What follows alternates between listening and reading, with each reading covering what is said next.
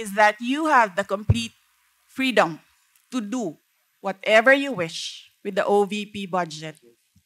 Naku, If you feel that all the documentary submissions are not enough, then by all means, huwag kayo magbigay ng budget. Sa totoo lang, hindi naman ang budget ang punteriya ninyo. correct. Dahil napakadali naman magtanggal ng budget. What you are trying to do is make a case for impeachment. What's up mga kababayan? News That Matters here. Dito sa video natin ngayon ay ating panonoorin ang nangyayari sa loob ng committee mga kababayan. Hindi na nga napigilan pang magsalita ni VP Sara sa mga kababuyan na ginagawa ng Kongreso sa kanya. Na siya na mismo winika niya na mabigyan man o hindi mabigyan ng budget ang OVP, magtatrabaho pa rin ito ng marangal at tapat sa sambayan ng Pilipino. Dahil totoo nga naman ang kanyang sinabi na hindi punteriya ang budget, kundi ang punteriya talaga ng mga buwayang ito siraan ang pangalan ng mga Duterte. Partikular na nga itong si VP Sara na ang layunin mapa-impeach ito sa kanyang pwesto at palitan ni Tambalos Romualdez na pumapapel bilang padre de pamilya ng House of Crocs. Naku naman po. Pero bagong lahat mga kababayan, huwag niyo po sana kalimutang mag-like at subscribe para updated ka sa mga uploads ko araw-araw. At yun na nga mga kababayan, pati si Congressman Marcolita nagsalita na laban kay Chua na inyong mapapanood mga kababayan kung paano nila hindi masagot ng tama si Congressman Marcolita at pinasuspinde ang committee ng biglaan. Napakabastos naman talaga. Kung kaya naman hindi ko na patatagalin pa, heto na ang buong video. Of all officials of the OVP. Simply because we have not done anything wrong. There is no misuse of funds. If there are audit findings, we shall gladly respond to them before the Commission on Audit. And if there are legitimate cases to be filed, then we shall gladly respond to them before the appropriate courts. In relation to this, may I just say that I take notice of the opening speeches and nasabi doon, there is a determination of misfeasance, nonfeasance, and malfeasance. And those are cases that should properly be taken in the courts of law. What we are witnessing now is no ordinary legislative inquiry. This exercise is a well-funded and coordinated political attack. This much is evident from the very words of the privileged speech that prompted this inquiry. A speech that simply meant to say, do not vote for Sara on 2028. It is clear to me that this inquiry is not about misused funds, accountability, or governance. Instead, it is solely aimed at discrediting my name and my Correct. office to prevent future political contests. Ayun mga kababayan, sinabi rin ni VP Sara na pati siya pansin niya na pamumulitika talaga ang ginagawa ng mga nasa House of Representatives. Grabe naman yan. Mas okay nang maprangkahan talaga ang mga to ng matauhan. Tuloy natin mga kababayan. I have publicly stated my reasons as to why I've chosen not to defend the OVP's budget proposal for 2025. I have narrated the issues I encountered in previous years, which can easily be confirmed by looking at the NEP, the GAB, and the GAA for fiscal years 2023 and 2024. Further, I have even shared the drama that transpired last year regarding the confidential funds. Hence, just as we have done last year, we again leave the 2025 OVP budget to the pleasure of Congressman Martin Romualdez. I am not asking for any special treatment, nor am I asking you to uphold any tradition. There is no disrespect. All I am saying is that you have the complete freedom to do whatever you wish with the OVP budget. Naku, If you feel that all the documentary submissions are not enough, then by all means, huwag kayo magbigay ng budget. Sa totoo lang, hindi naman ang budget ang punteriya ninyo. Correct. Dahil napakadali naman magtanggal ng budget. What you are trying to do is make a case for impeachment. tumpak! Hindi naman ako kakandidato sa nalalapit na eleksyon. Paano kasi VP Sara masyado mong ginalingan?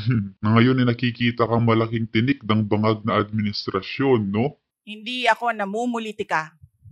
Ang ginagawa ko lamang ay ang pagtupad sa aking oath of office at campaign platforms na trabaho, edukasyon, at mapayapang pamumuhay.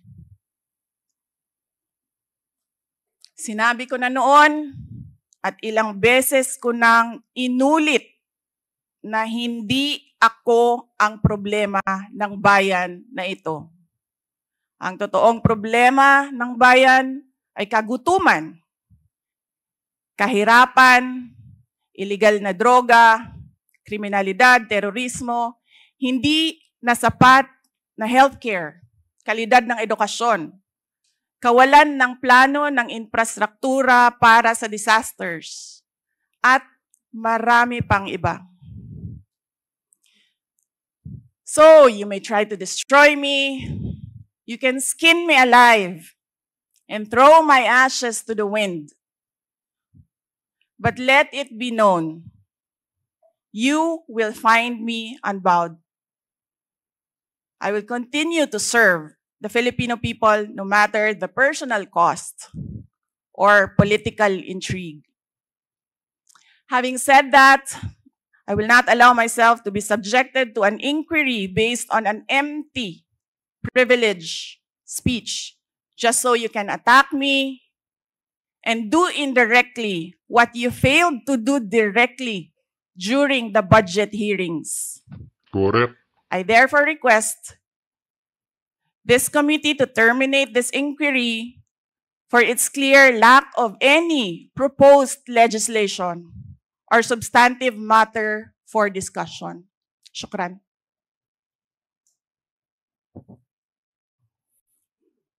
The committee cannot rule on that because the committee already took cognizance of this privilege speech. Anyway, we will now proceed. Next, Chair. we will recognize the Mr. representative from COA, Mr. Chair, Congressman Marcoleta. may I please raise a parliamentary inquiry? What is your parliamentary inquiry? Thank you, Mr. Chair.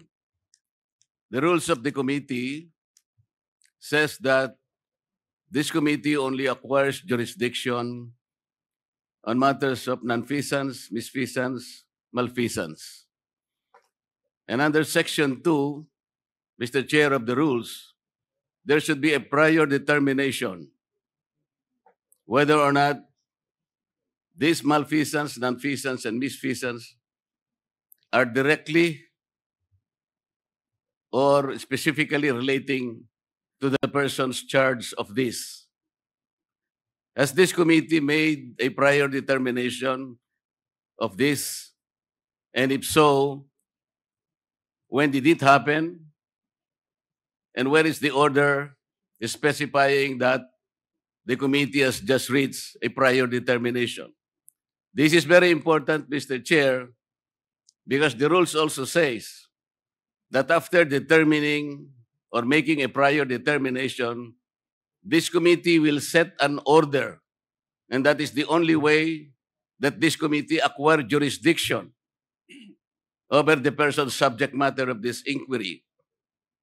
And that particular order of prior determination will set out the parameters If I can make a comparison, Mr. Chair, in regular court, it is called pre-trial order, where the parameters of the inquiry, the presentation of evidence or explanations or allegations are limited to that set of stipulation. So considering, Mr. Chair, and I assume that there is no prior determination, I do not think how we can start the meeting today because we are supposed to observe the rules. I am referring to Section 2 of the rules of this committee, Mr. Chair. Thank you.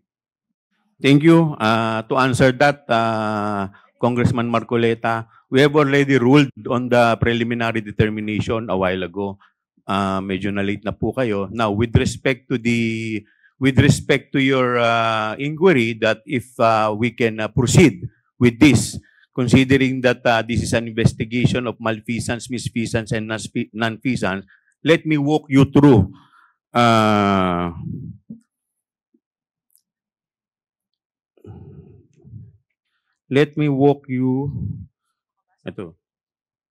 through the definition of good government and public accountability. It provides that all matters directly and principally relating to malfeasance, misfeasance, and non-feasance in office committed by officers and employees of the government and its political subdivision and instrumentalities, inclusive of investigations of any matter of public interest on its own initiative or upon order of the House. For the information of everybody, the issue on confidential fund is a matter of public interest. Lahat po tayo ay interesado, hindi lamang po tayo, yung publiko po, interesado kung paano po ito nagamit. Kaya yun po ang dahilan why this committee has jurisdiction over the subject matter. But Mr. Yes, Chair, Congressman Marcoleta. Mr. Chair, under Section 5, there should be a record of preliminary determination. It says that the proceedings in the preliminary investigation or determination shall be recorded through stenographic notes. What you were mentioning are motu proprio cases.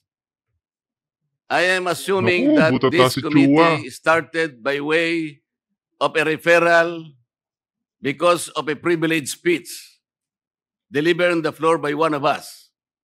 And so this is the main subject matter of this committee meeting, and to which we should first determine preliminarily whether or not this committee acquires jurisdiction. And I demand a record of preliminary determination under Section 5 because it says, upon termination thereof, Mr. Chair, the chairperson shall issue an order which shall recite in details the matters taken up. Correct. So what are the matters taken up, Mr. Chair? I think we should be able to comply with these elementary rules as specified in the governing rules. Well, considering that we are still in the, Marcoleta. we have yet to proceed to the interpellation, we are still in the period of recognizing the resource person as well as the witness. With that, the chair declares 1 minute suspension. Hindi lang masagot tong winiwika ni Marcoleta eh. The Honorable Yes, Vice when you President. sent a letter to the Office of the Vice President, you attached a copy of the rules Okay. in aid of legislation. Yes po. Yes, sir. Nakalagay po doon na witnesses lang po ang ino-oath. Sabi niyo po ngayon sa amin, resource persons kami. Ang ano po, considered as resource person po. Ang ano po. Kayo po. Kaya nga po. Yes po. Lahat po ino-oath po. Yes. Apo. Nakalagay po sa rules ninyo, witnesses. Nakalagay po dito ngayon sa table, resource persons. Lahat po considered as resource person and witness. Lahat po naman kayo, lahat resource person pa eh. Wala pa naman po tayong tinatawag na, lahat po considered as resource person pa lang po. Right. Opo. Ang nasa rules ninyo, witnesses lang po ang nag-o-oath. Wala po kayong rules sa resource persons.